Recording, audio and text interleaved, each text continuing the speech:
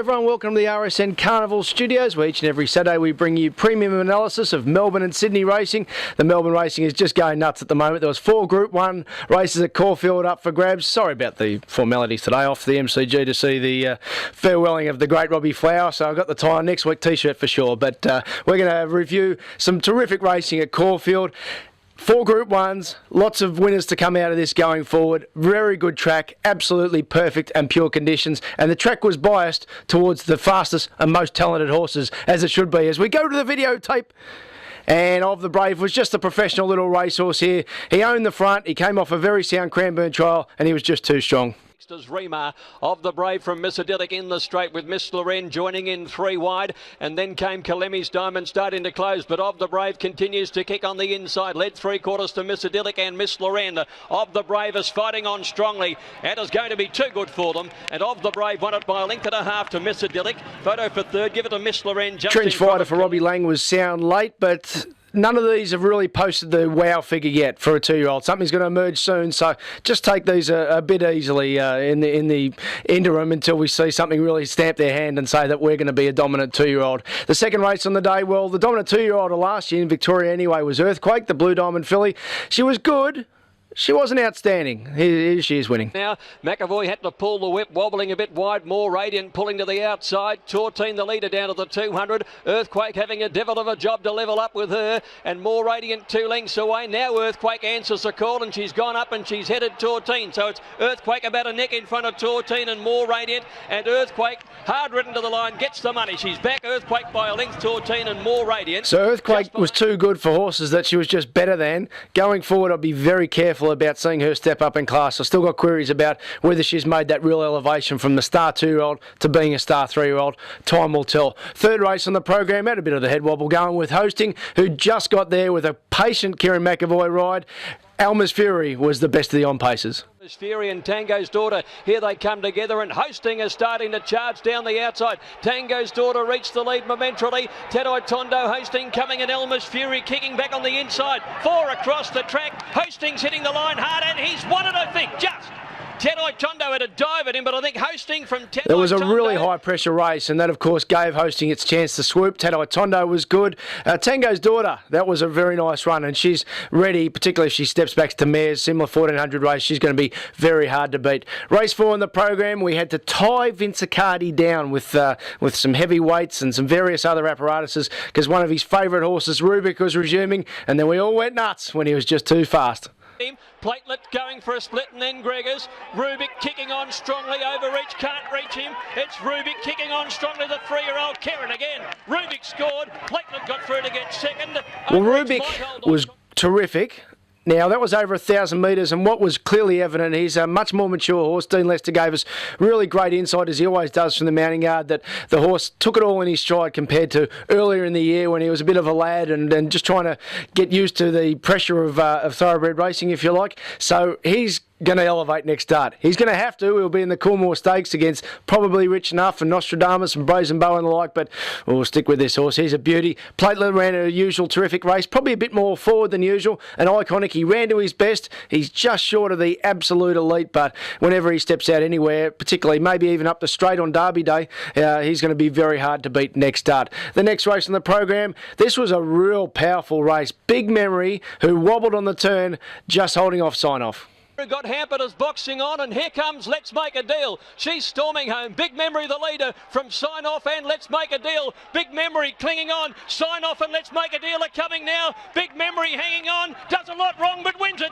Big Memory in from Sign Off. Or Protectionist, a big eye catcher along the inside. Or Let's Make a Deal, a photo for third. Lord Van Persie, his best work. Well, Big Memory not only won the race, but he won it in the steward's room. It was well worth a throw at the stumps. We've seen some weirdo protest hearings lately, but that was worth an asking in the question. Sign Off just missed. Protectionist, of course, was the big eye catcher, now in the Melbourne Cup favouritism. Might be a bit of both. I think he'll ease from what he is now, but that was a serious trial, and he's a big contender. The first of the Group 1 races, and Faulkner was put on the speed. Sacred Falls was out the back, and Happy Trails, he was just annoyed by Crackerjack King. It was a good finish. Well back, side glances joined on the outside by Dissident now. Faulkner's in the clear running on, and then came Dear Demi, and a break to Sacred Falls. At the 150, Faulkner's raced up. Dissidence wilting a little bit. Sideglance fighting back, and here's Criterion. Faulkner breaks to the lead. Criterion's a late challenger. Faulkner hanging on, and he's got in from Criterion. Sideglance 2 lengths away third. Sacred Falls. Well, Faulkner was super. Now, everyone's going to look at Criterion and say how hard he charged, and he did charge hard. But keep this in mind, come Moonee Valley, the cleaner, he's going to be really stringing them out. And I don't think the get-back style is going to suit Criterion. Conversely, Faulkner, that was second up. He's got to elevate off that and elevate big time. He's a serious racehorse. He's a Caulfield Cup winner, and he's knee-deep in the Cox Plate. Probably only Team Williams and Faulkner stand between that and Chris Waller, because Sacred Falls, he was out the back early due to their barrier and due to the fact the Cox Plate's his grand final. He's going to be very hard to beat, and I'm sticking with Royal Descent when she comes down here. The next of the Group 1s, good Brad Ruella. What a ride on Trust and August, and what a horse. He's a winner. That's a very good habit. Into the straight, Solicit, headed by Trust and August, who's dashed to the front now. Down the outside, Desert Journey at big odds from Macavurin, and Speediness is coming through. Trust and Augusta's the leader, 150 to go from Speediness, Macavurin, and then Desert Journey. Trust and August, he's getting tied. Speediness getting up on the inside. Trust and August hanging on. Courageous again. Wins from Speediness. Desert Journey third, probably, for Macavurin. Rhythm to spare. Well, did a few get tested out there, and Trust and August was able to stave off the finish after chasing Solicit, who just went so hard. Desert Journey's ready to win. I don't think it's 1,600. I think 1,800, 2,000's more his go. Good to see Speediness back in town, but the racing's only going to get harder from here, I would assume. So just keep in mind that Trust and August now, that could have been a peak run. You don't want to knock winners, and I've been with him, but that might have taken a little bit out of a very gallant horse who is a winner. The next of the Group 1s, well, Huey Bowman decided to own the race on Amicus, not by leading, but by putting the horse into the right position. Lamosti, conversely, for Craig Williams, that wasn't his fault. She just didn't want to go early. She was sound late, but from way too far back. A length down the outside now comes Amicus. Sabatini's running on, then Bring Me the Maid, followed further back then by down the outside as Go Indigo and Lamosti. Amicus hit the front with 100 to go. Sabatini after Amicus. Amicus just in front. Amicus holding on, and she's won it. Amicus is first. Traveston Girl kicks to get So Amicus picked off Traveston Girl, who had a fairly soft lead in front.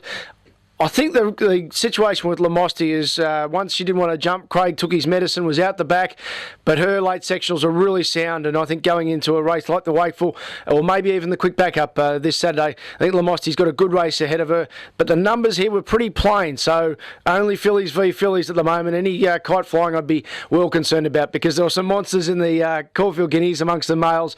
Obviously, the standout was Rich Enough, who was just so brave, running so quickly early, but he was picked off late by Shooting to Win. Here's they swing, Shooting to Win, poised the outside. Moon over Manhattan is next, and then looks like the cat, but Rich Enough, he sprinted to the top of the straight. He leads by a length, coming home well, Shooting to Win. Inside the 200, it's Rich Enough by a half. Shooting to Win coming at him, they look like fighting it out. Shooting to Win on the outside on Rich Enough. Shooting to Win's put his head in front. Kamayon's flying home with Wanjana, but Shooting to Win just in front, and he's won it by a head to Rich Enough. A photo third between Wanjana. Well, Shooting to Win in typical Snowden style, peaked on grand final day, just beat Rich Enough. As mentioned, was gallant, but what happens now with Rich Enough? He's gone to the well big time in the last two starts, after also winning his first two starts, the prep at Moonee Valley and Flemington, and has this bottomed him out. If they go to the Coolmore, to be honest, I'd rather be on Rubik or Nostradamus as opposed to Rich Enough, but talent can overcome a lot of things. He's a very talented horse.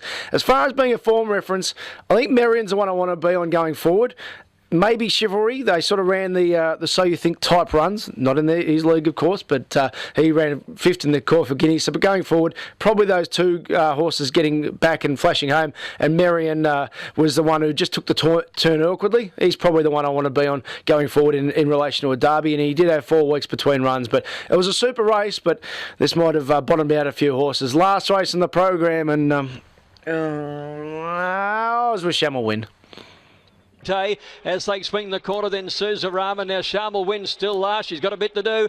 Brilliant Best, the leader, into the straight from Dainstrom. Farewell looking for an inside run. Girl Guide getting a split wide of Briante. Here's Sharmal Win. She's starting to scorch up the middle of the track now. They come to the 150, and Briante moved to Girl Guide. Sharmal Win coming down the outside. It's Briante, Girl Guide. Briante's in front though, and Briante by a half to Girl Guide. Sharmal Win to half away third. Dainstrom held. Well, Shamel Win, fastest last 200 of the day. day, they don't pay a lot of money for fastest last 200 unless you actually hit the line first. But Grande, terrific run by Dwayne Dunn, super trainer David Brightoak and the David Feeks situation there, and they got a horse who's clearly had a fair few issues to peak on Caulfield Giddy's day. Girl Guide, that's her. She's honest, and did I mention Shamma Win was unlucky? Oh my God! Anyway, horses to follow, and don't forget if you do like this service, and we have found you plenty of winners through it, give us a bit of a like on the Facebook page, or even better, share it with your friends. But horses going forward, nothing wrong with going with the obvious at this time of year, and because the good horses, they run well. Faulkner,